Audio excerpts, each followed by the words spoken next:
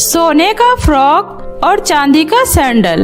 हीरपुर गांव में शिवानी अपनी बेटी भव्या के साथ रहती थी। वे लोग बहुत ही गरीब थे। शिवानी लोगों के घरों में खाना बनाने का काम किया करती थी। इसी से उसके घर का गुजारा चलता था। शिवानी अपनी बेटी भव्या से बहुत ही ज्यादा प्यार करती थी। बिन बाप की बच्ची को शिवानी ने बहुत ही लाड प्यार से पाला था। उसे कभी भी किसी चीज की कोई कमी महसूस नहीं होने दी। उसने भव्या का दाखिला भी शहर के अच्छे कॉलेज में करवाया था। भव्या अपने कॉलेज में बाकी लड़कियों के जैसा चीज देखती, घर आकर वो अपनी माँ से वैसी ही चीजों की डिमांड करती थी। शिवानी अपनी बेटी की हर ख्वाहिश पूरी करने की पूरी कोशिश करती थी।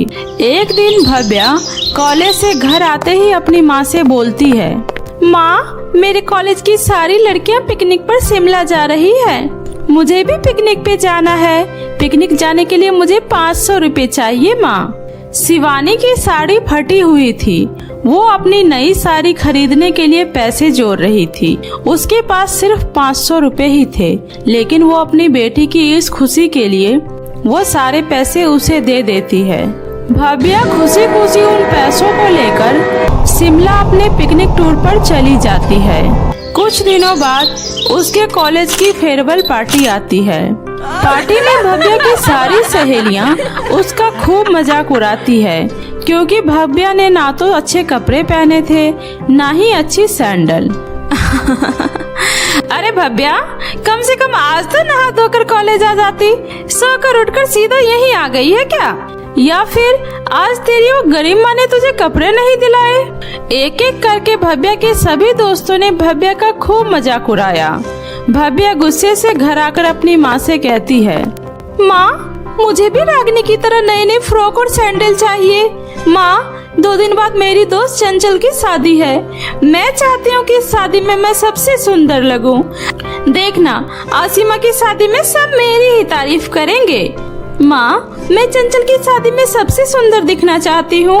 फिर उसकी माँ शिवानी उसे समझाती है, बेटी, हमारे पास जितना है उसी में खुश रहना सीखो बेटी। अब तुम बड़ी हो गई हो।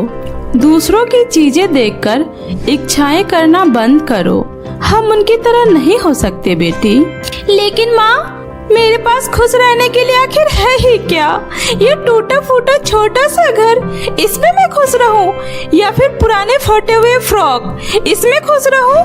या मेरी ये पुरानी घिसी पिटी जूतियाँ, इसमें खुश रहूं?